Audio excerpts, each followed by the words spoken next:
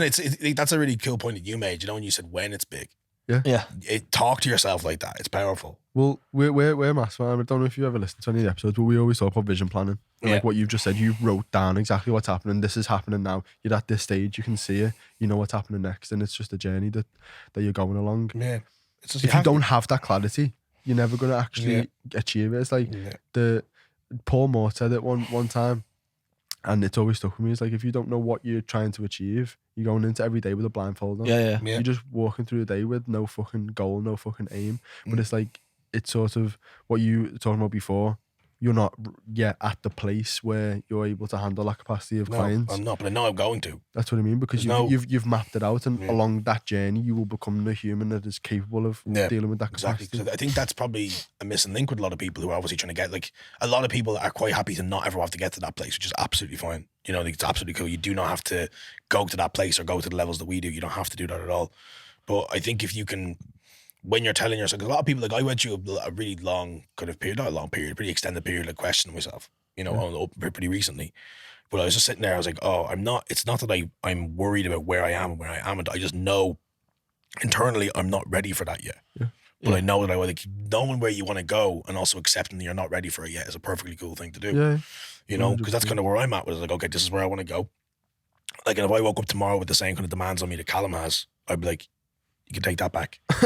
You know, because I'm just not ready for it right now. It's not something that's in the back of my head.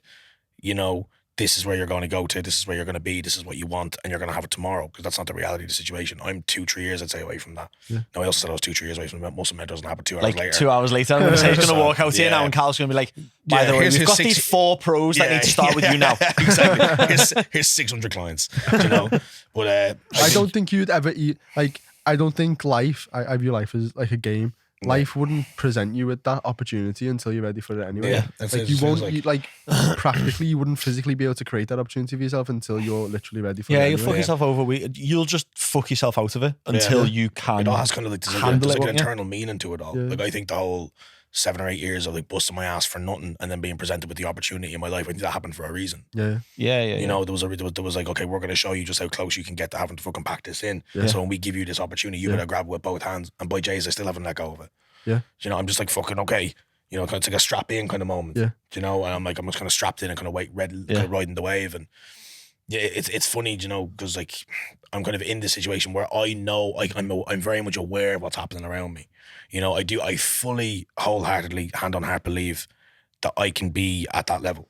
You know, I would have a couple of years ago, had you said that to me, I would have told you I'm going to work for it. But because I'm further along my story now, that's closer than I thought it was.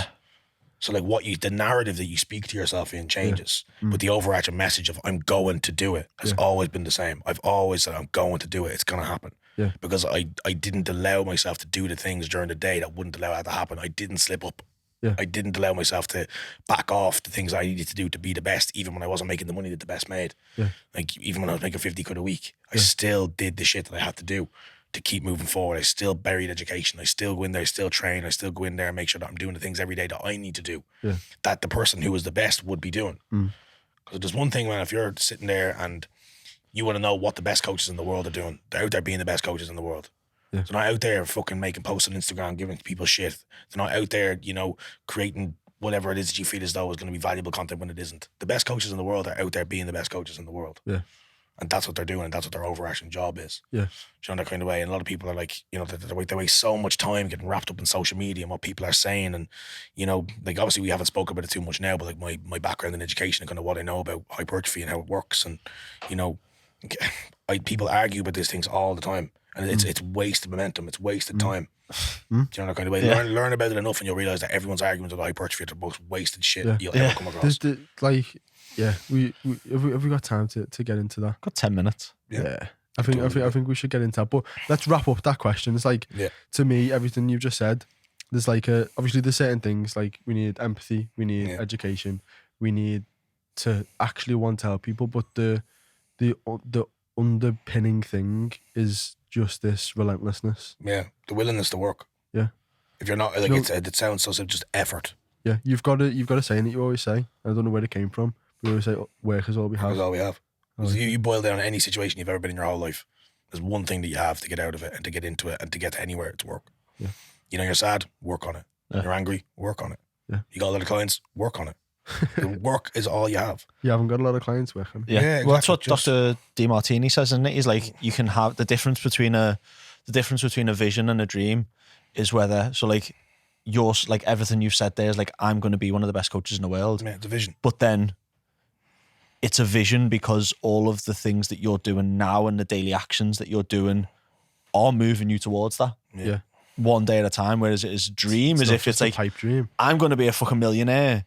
But you do absolutely nothing to invest money. Yeah, you do absolutely nothing to save your money. You just spam it all. You're not going to be a millionaire. That's a dream. People think fall in their lap. Yeah. You know, people think it's going to fall on your knees. A lot of times to get where you want to be, you have to be on your knees. You'll be crawling, man. Yeah. You know, you got to be there. You got to be doing what you got to do. Yeah. In the trenches. In the trenches. Go to war and all that. Two lads thrown in their Monster Factory hoodies and they're going to war. For sake.